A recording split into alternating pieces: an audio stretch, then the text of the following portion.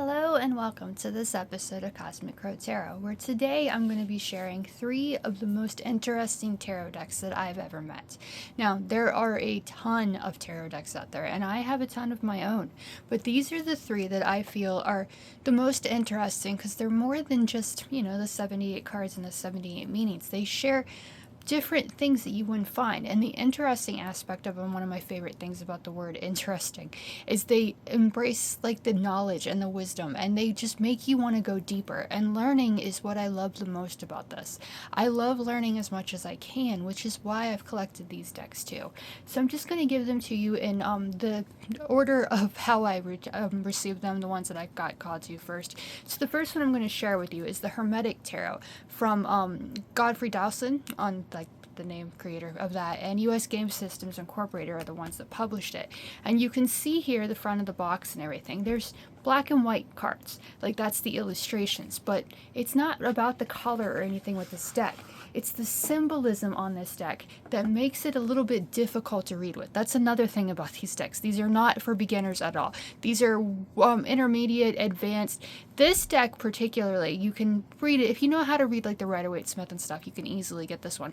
But there's more to it than you would see in other decks. Let's take the card that's right here on top, my personal favorite card of the tarot, the Three of Wands, because when you let that fire shine and you let that freak flag shine, you inspire others to do the same. So it's like take control, make that choice, follow your passion. That's what the Three of Wands is all about. But you can see here we've got the name Three of Wands, so we know that energy. You've got the 3 wands, you have the fire and everything, because we know wands are fire.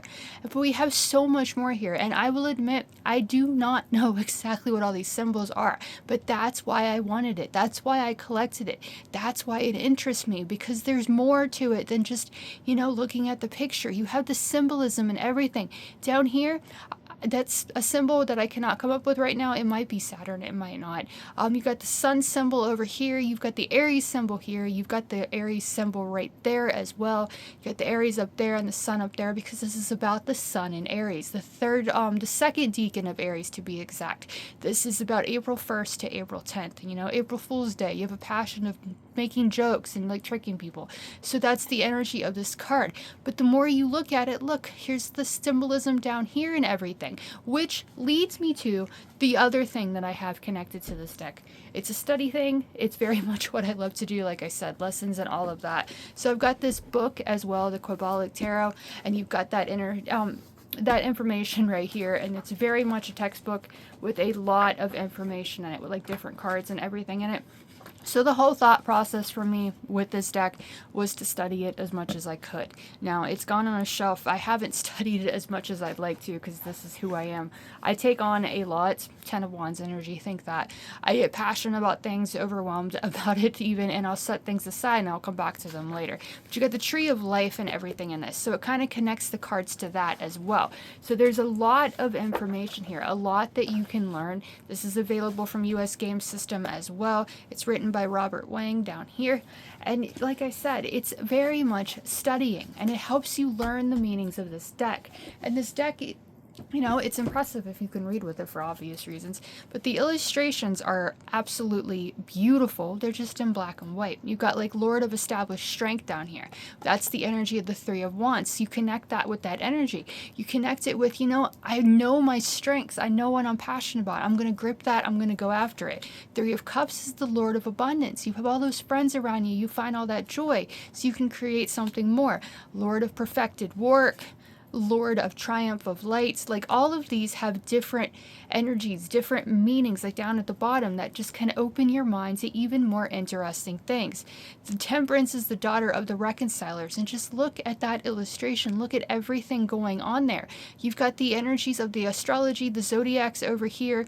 You have the Sagittarius energy up here. You've got this beautiful star in the middle. Yeah, I'm not like, I can't just come up with like the meanings and everything, I think, but that's what makes it so interesting, is the fact that it makes you want to do that. Like there's the symbol for Mercury up there, and Sagittarius and Mercury down here, and you've got all this like information just in that illustration, and it just helps you grow, helps you like learn more as you go. And that's the beauty of the tarot, and like I said, that's why I love it the most. It's not just about like reading the 78 cards and memorizing them. It's about learning as much as you can and like expanding your mind with that knowledge, that esoteric knowledge, that hermetic knowledge. Now, this is based on the symbolism and the knowledge from the Order of the Golden Dawn, who was the ones like what Aleister Crowley was in, what Pamela Coleman Smith was in, and I believe Aleister Crowley and Lady Frida Harris, who created the Thoth Tarot, they were in that society as well. That's something I would love to be in too, because, well, it's about like-minded people that just want to like grow their knowledge and learn everything they can about humanity and the universe. And yeah, that's what I'm passionate about the most, is just like interesting, intriguing things that you want to learn that maybe no one else does, that you have all this secret hidden knowledge. And that's what this deck is to me, and why it is so interesting to me. Like, there's 21, there's the world. It's called the universe because it's so much bigger than just our world. It's the universe. It's everything beyond. Great one of the night of time. So it's like everything that we have worked for, and all the symbolism and everything there can help you broaden your mind, give you the intelligence and the wisdom that you need to make your life exactly what you want it to be. So this deck is, like I said, not for beginners at all, but it's definitely, if you are a tarot collector and you like symbolism and you want to learn more, this is definitely a deck that I highly recommend. Like, I've got some reversals in there as I go. I just kind of flip them over. But yeah, the illustrations, they're absolutely gorgeous, even if they are black and white. And as I look at them, I guess you could color them in with like color pencils or a marker if you wanted to do that. But why would you? The black and white just kind of opens you up to learning more about the tarot and where the ideas behind it came from. So that is the Hermetic Tarot. So we flipped through it. You got the Death card right there, and how beautiful is that Death card? It's just got everything. There's the connection to Scorpio. It's got Child of the Great Transformers, because it says you're transforming your life. You're letting what no longer serves you fall away so that you can embrace that power. And weird sluggy thing is coming up, like that little caterpillar or whatever. It's preparing to be a butterfly.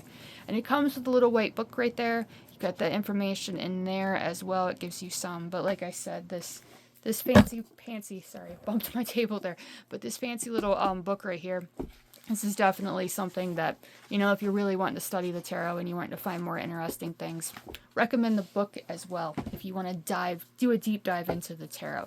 So that is the Hermetic Tarot, which I've put on this list of interesting tarot decks for its symbolism and like everything you can learn from it. Next up, I have the Hieronymus Bosch Tarot for a different reason. This is historic too. This has information too. But what makes it interesting and going on the list is this right here. This beautiful, beautiful painting that Hieronymus Bosch created back in, I want to say the 1600s. I probably should have done my research better and looked it back up about when he created this.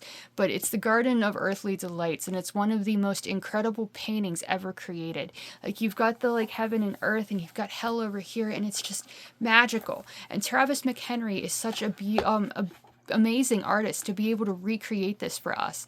Now this, again, like I said, these decks are not for beginners at all. They the symbolism and everything, it's there. You can learn it, you can grow it. But the thing about the Hieronymus Bosch Tarot is some of the cards are not tarot related cards at all. I've done readings with this one before, and I honestly have to guess sometimes of what deck or what tarot deck it can tarot card it relates to. It's like there's Paradise. It's 14 XIV. So you know very much, if you know the numerology and you know the major arcana, that this replaces Temperance. So you've got peace, pleasure, and communication. So you have those key words that can help you as well. But each one of these cards are a painting or a picture of the painting from Hieronymus Bosch that he created all those hundreds of years ago. So it's very, very interesting and unique, and definitely it makes you want to learn more about that art and study it.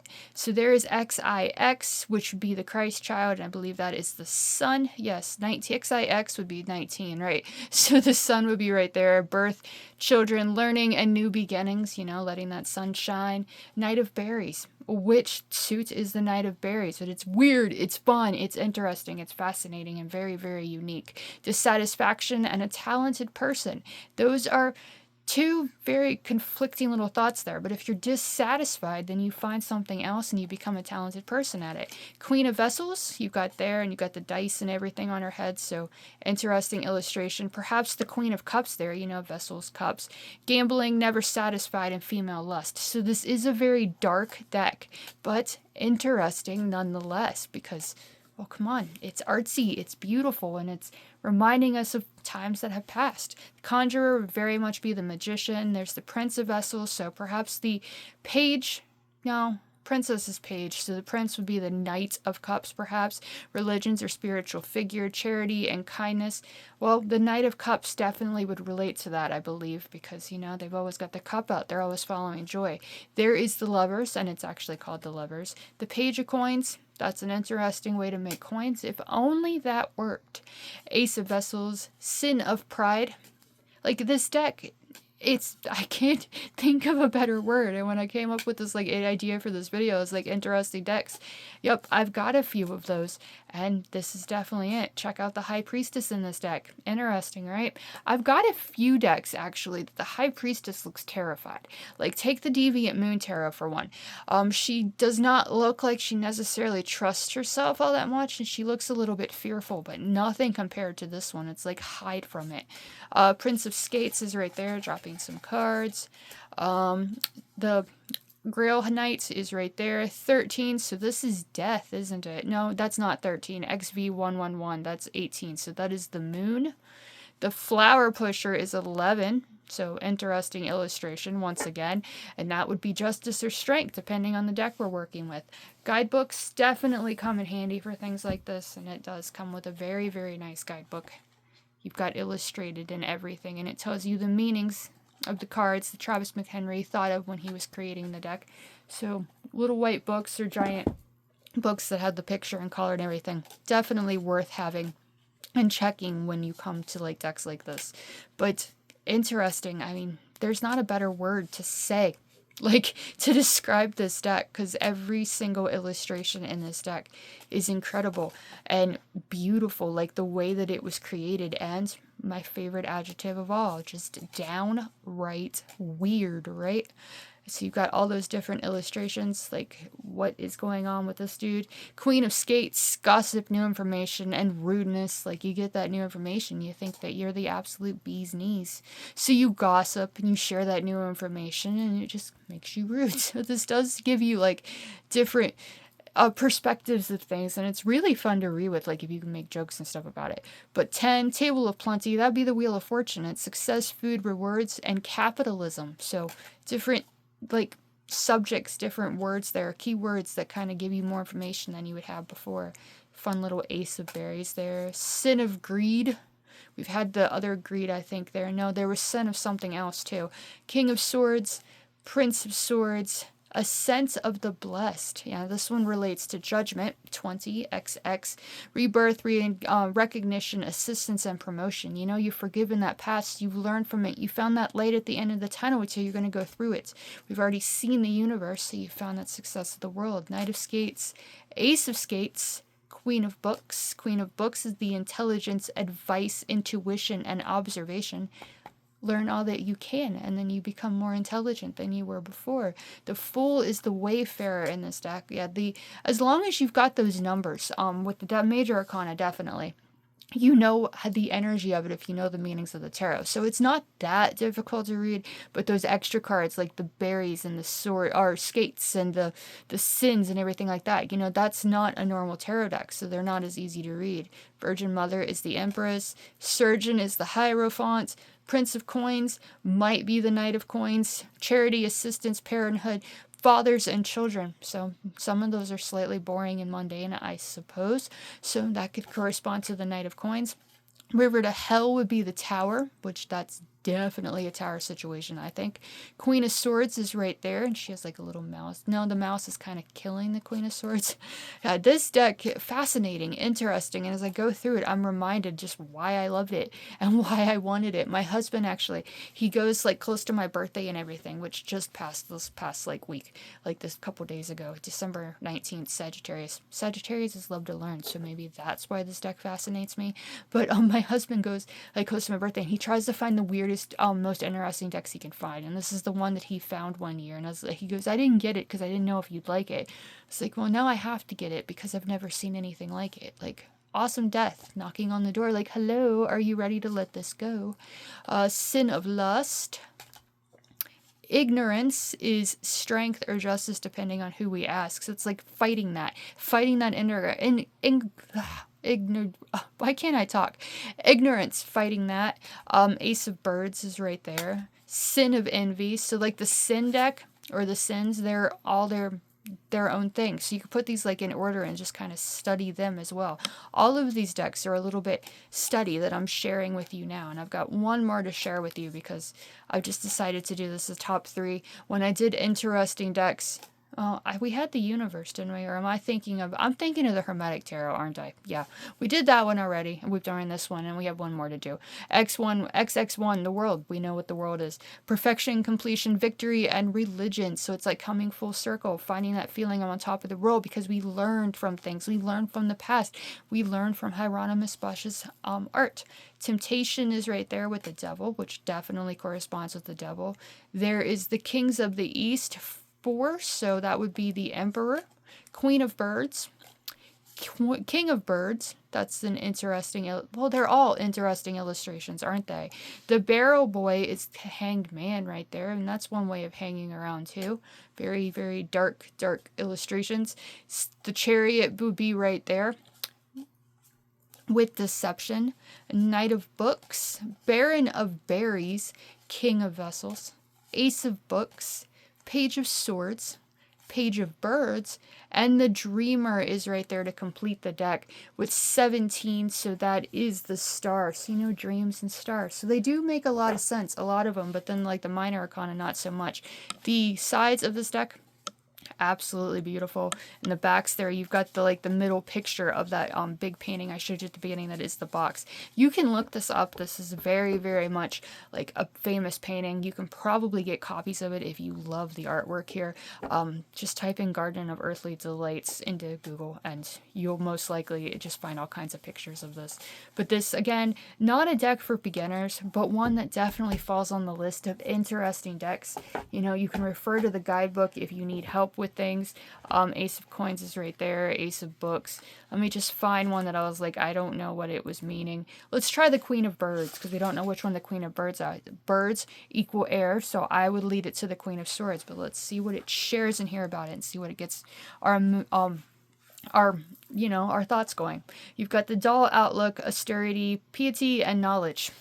It says, a walking nun's head with an owl perched in her crown. The Queen of Birds is a strange creature, but is filled with knowledge and piety. Her unnecessary parts have been eliminated. Only her mind and feet remain. The owl that has nested in her hair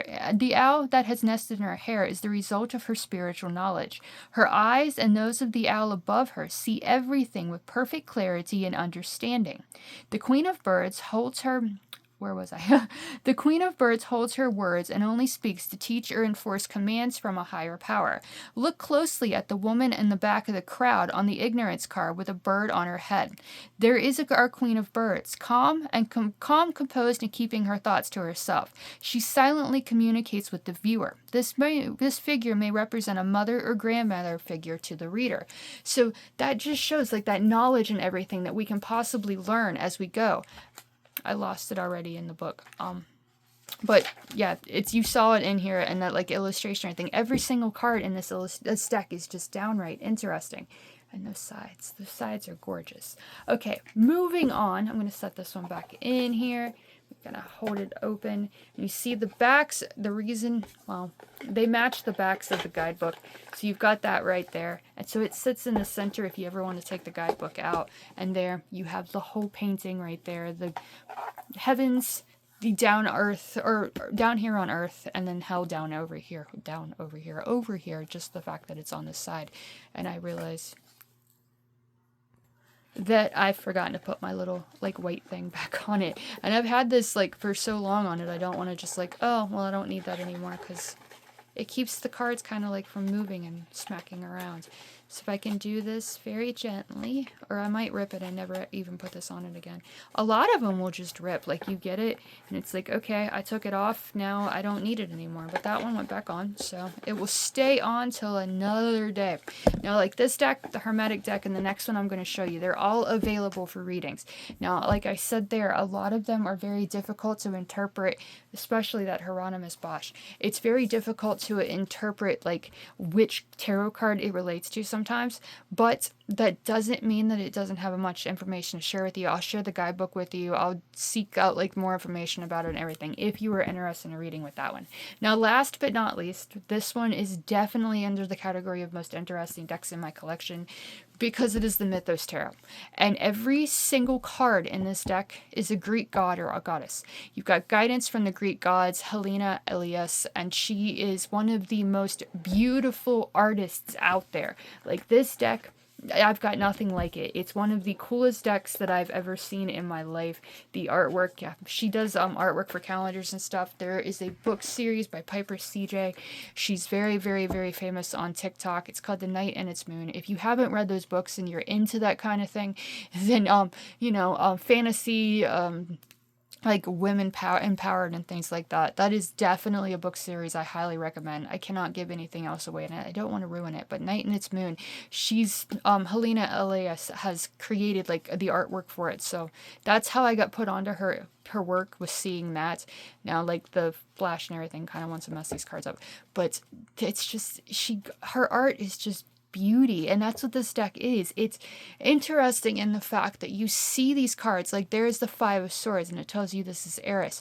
You see those meanings right, or those cards right there. You have the information in the guidebook as well, but it makes you want to learn more about these great gods, and that's my favorite thing. As I said about learning the tarot, you're never done. You can read for people all day and all night and know your information, like how those cards correspond, but there's always something new to be learning. There's always something to add to it. And Greek gods, all those stories are fascinating to me. Sides of these, like the Hieronymus Bosch, very shiny, very fancy, very beautiful, like that gold and everything. Very, very nice guidebook as well, because you've got like those colored illustrations and everything, and the information. She gives you a little bit of information about the Greek god and then how it corresponds to the tarot card. So you can connect all these tarot cards to the Greek gods, and then you can like study each Greek god like a little bit more in depth.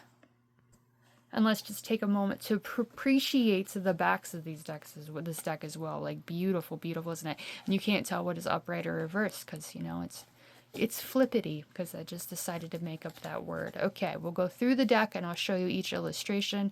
There's Eris, and you may have noticed that I am terrible with pronunciation sometimes, so that might be Eris, that might be Eris, this might be Hesperus, it might be something else, and he is the Seven of Cups, or reminds us of choices.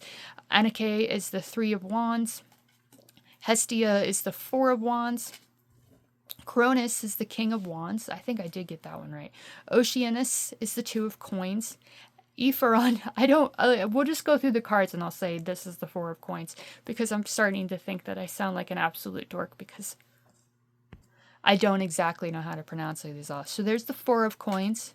There is the Six of Coins. Coins equals pentacles equals earth. So that one. This deck, you can easily read just with knowing the tarot and like the Rider-Waite-Smith and everything. So like the Eight of Coins, that's working hard to achieve your goals. This one is Chiron. Definitely the Wounded Healer. We all know Chiron. It's all in our charts. So it kind of reminds us, we have to work hard in order to like heal those wounds so we can help others.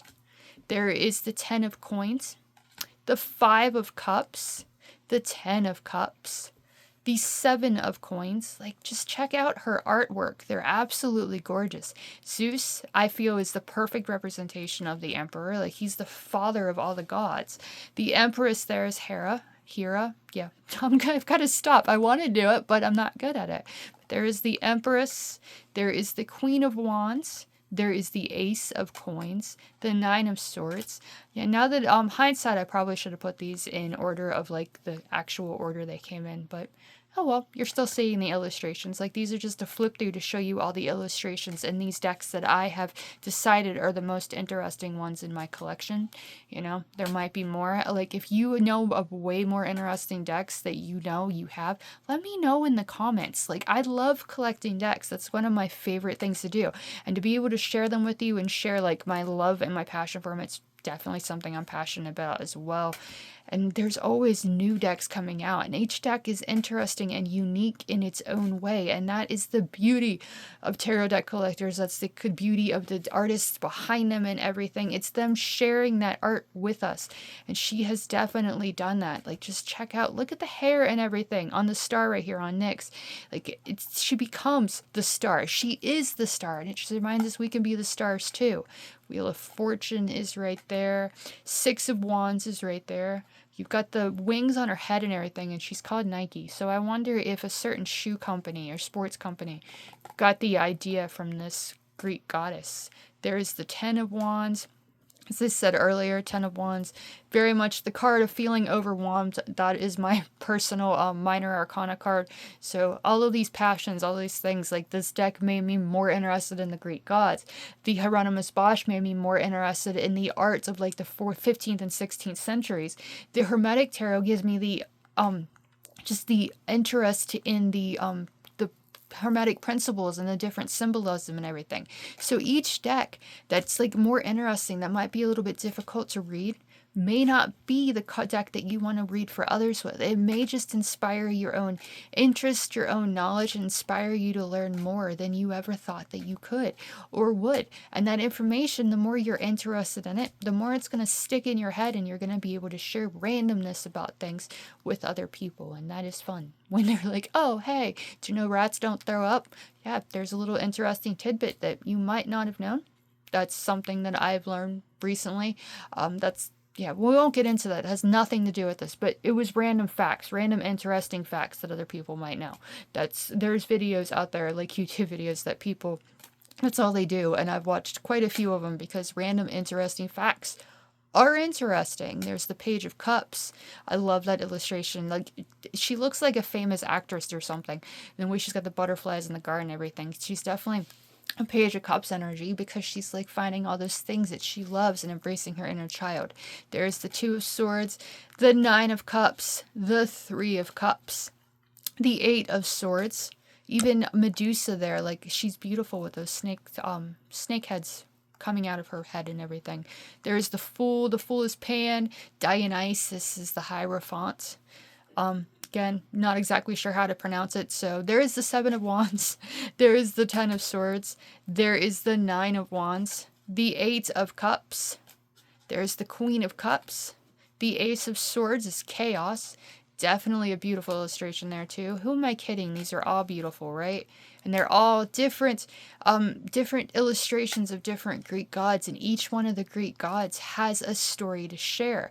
You know, there's one of the greatest books I've ever read is called Circe, and again, most likely mispronouncing. Oh well, but it's her whole story, and it's fascinating, and it's like it's a fiction story. But what if these people really existed?